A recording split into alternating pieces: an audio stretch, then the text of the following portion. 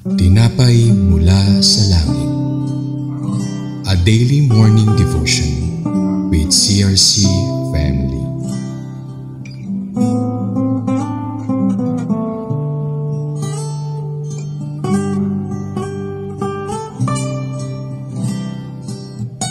Isang mapagpalang umaga mga kapatid. Ako po si Brother Angelo Rain from Antipolo Daughter Church. Samahan niyo po kami sa ating programang Tinapay mula sa Langit. Ang pang-araw-araw nating dibisyon sa salita ng Diyos. Ngayong umaga, matutunghayan natin ang tekstong nagmula sa Deuteronomy 22 verse 30 na pinamagatang Law Concerning Incest. Bago po tayo magsimula, tayo po'y dumako sa maiksing panalangin. Manaming Diyos sa dakila sa lahat. Maraming salamat po sa kagandahang loob nyo at sa inyong pagmamahal para sa amin. Narito kami Panginoon upang tunghayan na naman ang panibagong yugto ng aming aralin sa araw na ito. Bigyan niyo po kami ng katalinuhan at bigyan niyo po kami ng bukas sa puso upang maisa puso namin at masasabuhay namin ang mga bagay na aming matututunan sa araw na ito. Maraming salamat po ang Panginoong Isus. Amen. A law concerning incest. A man shall not take his father's wife, nor uncover his father's bed.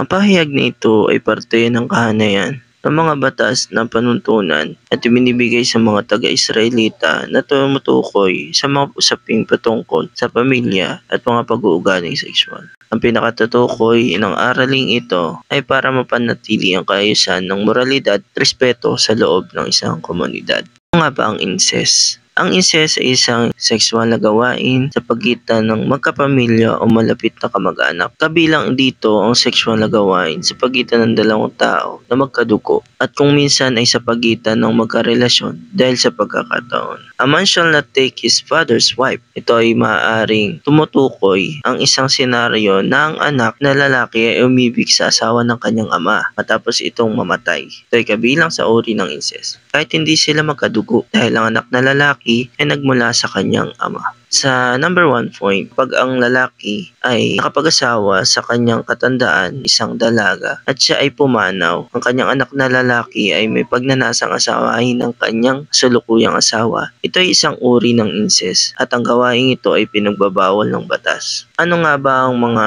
batas tungkol sa incest? Ang mga batas tungkol sa incest ay may mga malalaking pagkakaiba sa iba't ibang jurisdiction. Sa pangkahalahatan, ang incest kabilang ang sexual na gawain sa pagitan ng miyembro ng pamilya o mga malapit na kamag-anak. Ito ay kinikilalang iligal sa ilang mga lugar dahil sa parehong legal at sosyal na kadahilanan. Halimbawa, sa United States, ang mga batas ng incest ay naiiba sa bawat estado. Sa ilang estado, ang incest sa pagitan ng mga taong may pahintulot ay hindi ginagawang kriminal, ngunit ipinagbabawal ang kasal. Sa ibang mga estado, ang incest ay isang kriminal na pagkakasala na may mga parusa mula sa mga multa hanggang sa pagkakakulong. Sa Pilipinas, ang incest ay naka-address under Revised Penal Code Article 337 na nagsasaad na seduction of a minor by a person in a position of authority, including sibling, is punishable by law. So, ibig sabihin na ang pang-aakit sa mga minor de edad o mga bata upang gumawa ng sensitibong bagay kasama ng taong responsable o kapatid, ito ay may karampatang parusa ayon sa saligang batas. Sa ikalawang point, binibigyan din dito upang mahikayat ang isang komunidad sa pagkilala at pagbabantay sa sagrado ng kasal at upang mawala rin ito sa kaisipan sa bawat miyembro ng isang pamilya. Nor uncover his father's bed.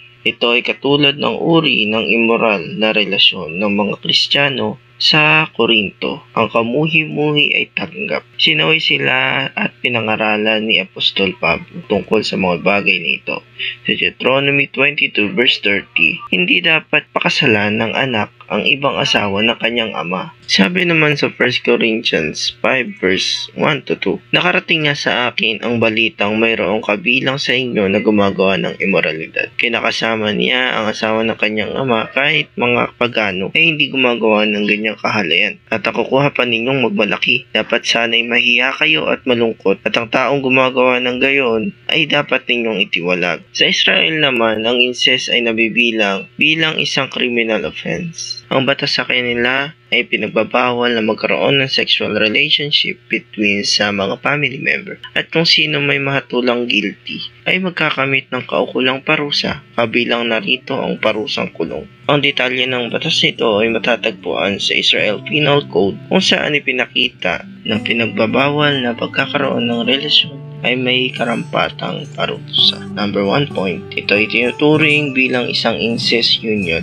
at isang matinding panganib dahil ito ay nakakapinsala ng malubha sa pananatiling buhay ng pamilya. Sabi sa Deuteronomy 27 verse 20, sumpain ng sinong makipagtalik sa ibang asawa ng kanyang ama sapagkat inilalagay niya sa kahihiyan ang kanyang sariling ama. Sasagot ang sambayanan, Amen. Sabi naman sa Leviticus 18 verse 8, huwag kayong makipagtalik sa ibang asawa ng inyong ama. Inilalagay ninyo sa kahihiyan ang inyong sariling ama. Sabi sa Leviticus 20 verse 10, ang lalaking mangangalunya sa asawa ng iba ay dapat patayin. Gayon din ang babae. Ang ekspresyong nagbubunyag sa kanya kung sino ang kanyang ama ay isang pism. Ang ibig sabihin ay pag-alis takip o uncover ay pag-aagaw sa karapatan ng pag-aasawa ng kanyang ama. Isa lamang po ang nais patungkol ng bagay na ito na huwag tayong gumawa ng ikahihiyan ng ating ama o ng ibang tao. Isipin natin mabuti ang ating gagawin lalo na sa ganitong gawain. Sa mga sensitibong gawain, tayo po ay huwag gumawa ng immoral na mga bagay dahil ito ay hindi nakakalugod sa ating ama na nasa taas. Maraming salamat. Doon po nagwawakas ang ating aralin sa araw na ito. Maraming salamat po sa inyong pakikibahagi sa ating programa. Lagi po nating pagnilayan ang salita ng Diyos mula sa ating puso dahil lubos ang magiging kaunawaan natin dito. Muli pa ninyo kami samahan bukas sa pagninilay ng kanyang mga salita dito sa programa Tinapay Mula sa Langit. Malaya po ninyong i-share ang video na ito upang kayo rin ay maging pagpapala sa iba. Palain po tayong lahat ng ating Panginoon. Magandang umaga po.